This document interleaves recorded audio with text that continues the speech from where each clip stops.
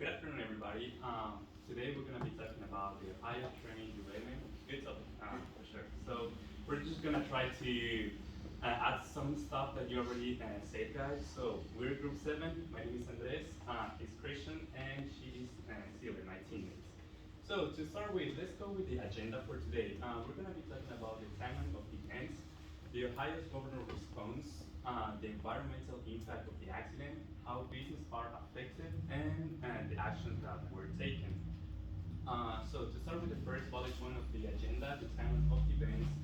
Um, well, as I said before, it happened on February 3rd, the accident, and it was near East Palestine, Ohio, where 38 derailed cars with hazardous materials were involved. Let me give you some dates about it. So like I said before, February 3rd was the accident, right? So February 5th, all officials ordered residents of the area to leave the area because of the risk of an explosion.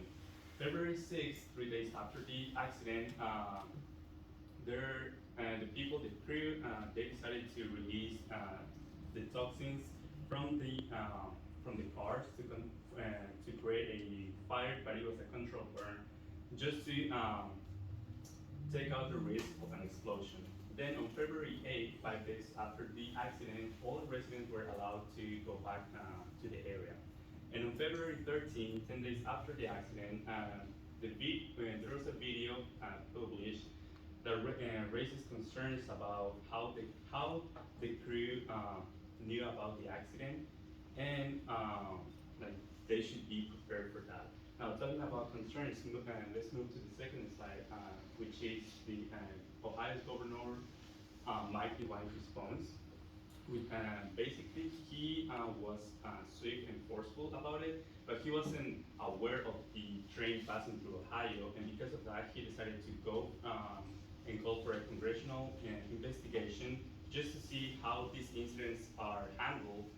And also, and he was saying that Ohio should have been, he should have Ohio should have been know about this train passing with hazardous materials, so they should be prepared in case if something happened, and in fact it happened, right? The accident. This accident pretty much help us understand that there needs to be better communication and safe and better protocols when it comes to hazardous materials, and also um, there needs to be more precaution for communities and environment. So talking about environment, let's go with our next slide, which is the environmental impact that Christian will be covering. Okay. In terms of the environmental impact, this train derailment caused nearly 1 million gallons of vinyl chloride to seep into the ground and the groundwaters, which then found its way into the Ohio River nearly 300 miles away, causing the initial report of 3,500 fish to be found dead, which now recently it's been updated to 43,000 fish found dead.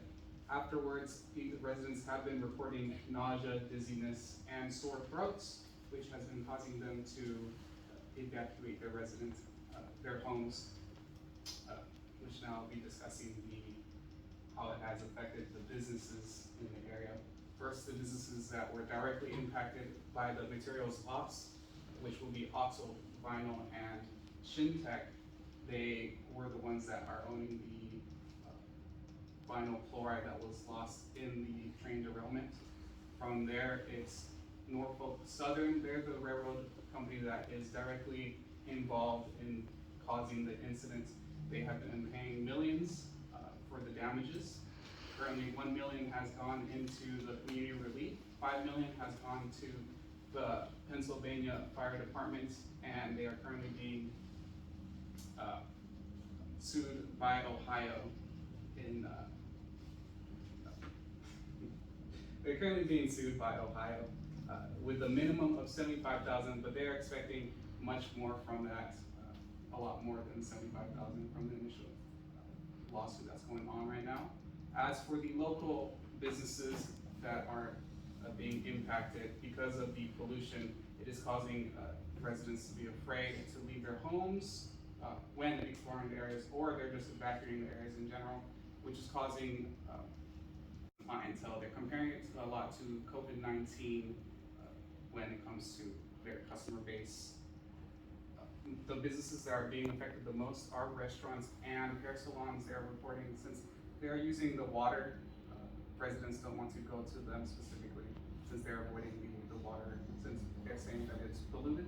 Despite the government saying it's okay to drink certain waters, there's a lack of trust in the government right now because a similar situation happened in 2012 where 5 train cars were derailed in a local river with vinyl chloride as well.